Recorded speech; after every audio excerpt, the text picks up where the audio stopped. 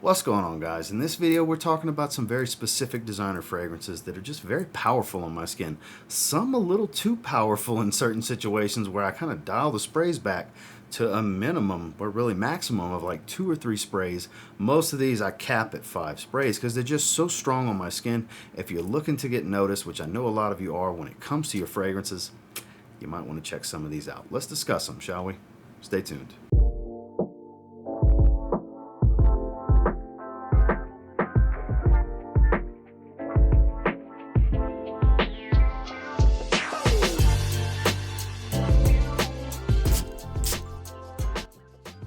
Starting with one of the best releases as far as designers of 2023. There's a lot of love for this one because it's phenomenal. It is Le Male Elixir from Jean-Paul Gaultier. And just moving it like that, I got a big strong hit of the fragrance. This stuff reeks out of the atomizer. It is immensely powerful, sweet, woodsy, creamy. It does have some similarity to the Le Parfum. A lot of people will relate it to it, but it doesn't have the iris. The powder here is from this tonka bean. It's more of a dry, dusty, sweet, vanillic, powdery tone with some woods, with a little bit of spice. It's got that aromatic and minty green type of feel that the DNA is known for at the top, with, like I said, plenty of that vanilla tonka bean type of smell that Le Male is known for. It does pay homage to the original Le Male scent profile, but Elixir is a good name. It's a very strong potion of a fragrance, if you will. Power leaves nothing to be desired. In my opinion, it might even be a little too much. But if you can get your nose on this one, definitely try it out, especially if you're a fan of the line from Jean-Paul Gaultier called Le Male. You're going to want to check this one out. It's Le Male Elixir. One of the more powerful aquatics I've ever come across. I easily get in the realm of 9 or 10 hours in longevity on my skin, and it's very loud for the first 2 hours. It's appropriately named. It's the extreme version of Chrome, if you will. It's Azzaro's Chrome Extreme. Kind of smells a little bit of like Acqua di Gio Profondo, similar colored bottle, with the original Chrome. It has that sharp metallic citrus smell to it. Very synthetic, watery, very blue fragrance at its core, but more of an oceanic, metallic type of blue smell overall. Very bright, musky, doesn't really have a lot of woods going on, not a lot of greens or spices. It's pretty straightforward. It will pull some attention.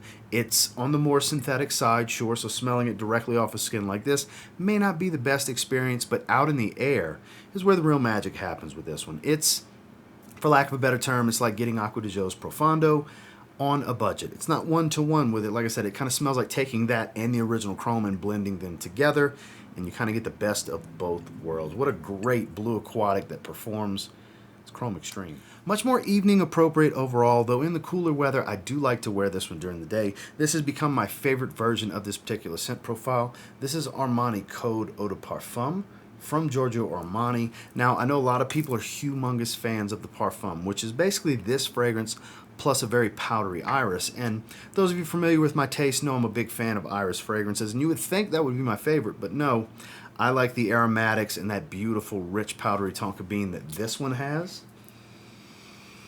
More so. It's more centered around that signature tonka bean absolute oil that they've used across this range for a long time. It smells like the original Armani Code with some enhanced lavender is basically what it smells like. It's an appropriate slight tweak eau de parfum version of the original. Not full of star anise and maybe quite as much licorice, dark, spicy tone as the original, but it's still there. You still smell the original Armani Code in this fragrance. I'm a huge fan. It's my wife's favorite version of the scent, which obviously is an added bonus, and it's a monster performer. This is a 3-spray fragrance on my skin. Look, if you're in an intimate setting, I would advise maybe dialing it back a bit, but if you're out in the open, hey, spray as you see fit. But on my skin, this is a stunning performer that smells incredible. That's Armani Code Eau de Parfum. While I do greatly appreciate its newest Eau de Parfum flanker, if you're looking for attention-grabbing performance, when it comes to Spicebomb Infrared, the Eau de Toilette is the one that you're going to want. This is much more airy, bright, and fiery hot in the top than the new Eau de Parfum. The new Eau de Parfum is more resinous, leathery, and smoky. It's richer, it's darker. It's a beautiful fragrance. I would encourage you to try it. But if you want the more mass appealing, the more fresh, playful side of that scent profile with loads of performance to grab attention, you want the Eau de Toilette. It is really, really good stuff. before the Eau de Parfum came out, this was arguably my favorite in the line. This is a lot of people's favorite, even over Spicebomb Extreme, because it's just so fiery hot. The red coloration to the bottle really fits this scent profile. It's got this pink pepper, red berries, chili pepper kind of thing going on, cinnamon, a lot of warm, like I said, red hots. Fiery hot spice, not too much sweetness, just enough, very bright aromatic tones. Beautiful fragrance. Like I said, this will grab attention. It's great for evenings out. It's great to cozy up in the cold weather. Even in the summertime on date nights, I think this one works really, really well. If you want to grab some attention, you want a fragrance that's really going to reach out and do that, you're going to want Spicebomb Infrared Eau de Toilette. I'm a huge fan of this scent profile, and I could have put a lot of fragrances from this line here, including its newest flanker, the Amber Flanker. But for me, now that I've spent enough time with pretty much the majority, almost the entire line really, there's only one I haven't smelled, it's the strongest one. It's stronger with you intensely. It's intense, I have to say. It's much sweeter than the original. A lot of this toffee sweet note to it, but you still get that roasted chestnut. You still get the fiery hot cinnamon. All the great things, the vanilla, all the things that are great about this scent profile, enhanced intensely, as the name would indicate. And like I said, this stuff's a beast on skin. You don't need much. This will grab attention. Not the most warm weather appropriate fragrance, but like I said, with the Spicebomb fragrance we spoke of before, indoors, summer evenings, 2 sprays or something like that. Trust me, it's a monster. That'll be plenty. You can absolutely wear this out in the evenings, indoors, I would say, in the warmer weather. But the rest of the year, this is one of the better date night fragrances. Not the most serious, most grown-up, masculine of scent profiles by all means. I get it. It's a sweet fragrance.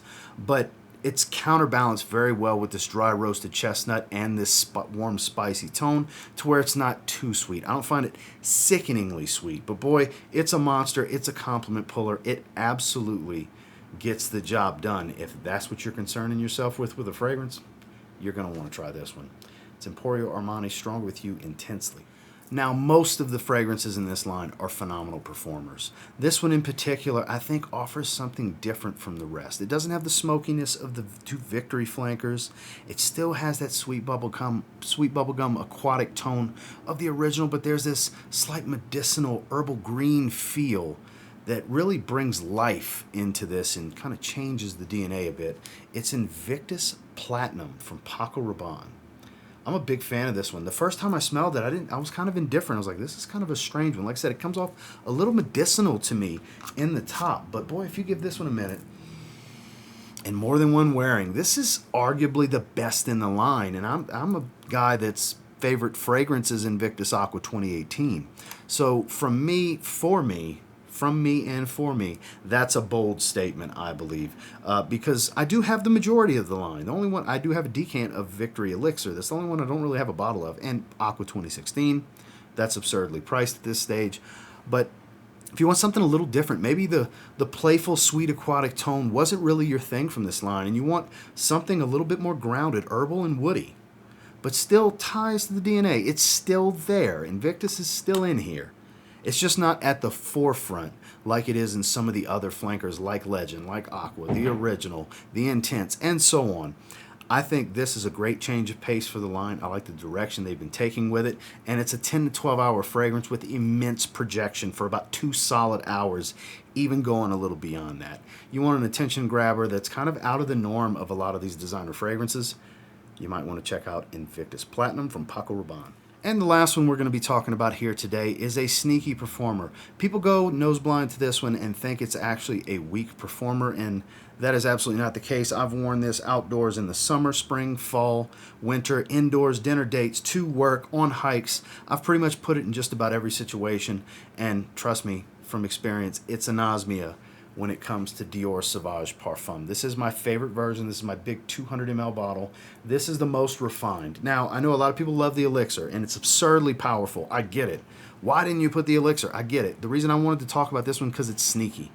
It doesn't get the kind of credit for the power that it has, because this will be on your skin for as long as you don't scrub it off. This goes and goes and goes. It has a nice, rich, resinous, smoky tone from this olibanum. It's sweet. It has a little bit of the ambroxan. Even though it's not listed, it ties to the line much better than the Elixir does, where you got to really look for it. With Sauvage Elixir, this definitely smells like Sauvage, but the most refined, grown-up, evening and cooler weather appropriate version that I think is just so well-rounded. Like I said, I've taken it on hikes, late spring, early summer outdoors. It works fine, and it's not too much for anything, but it never goes away in my experience. And you can always smell yourself when your nose doesn't wear out. It'll wear out, but it'll come and go. It'll come back. You get anosmia to it, but my wife always tells me how strong this stuff is throughout the entire day, every time I wear it. Again, the reason I wanted to touch on this one and not the Elixir, because the Elixir is the obvious choice, is this is sneaky performance. I get better performance out of this than the Eau de Toilette and the Eau de Parfum. So give this one a try. If you've never experienced this on skin, you really should. You may fall in love with it the way I did. It's Dior Sauvage Parfum. A quick 7 for you guys of some of my favorite designers that aren't exactly run-of-the-mill, though they're from some popular lines. They're not exactly run-of-the-mill. They all offer knock-your-socks-off performance in my experience, and I know that's important to a lot of you watching this video right now. I'll try to have links to as much of this as I can. Le Male Elixir, for example, pretty hard to find at the recording of this in the States, but I'll try to find links to all these fragrances for you. If you're interested, I would encourage you to sample. And until next time, I will say, if you get your hands on any of these and you give them a spray now, you might end up thanking me later. Have a good one, guys.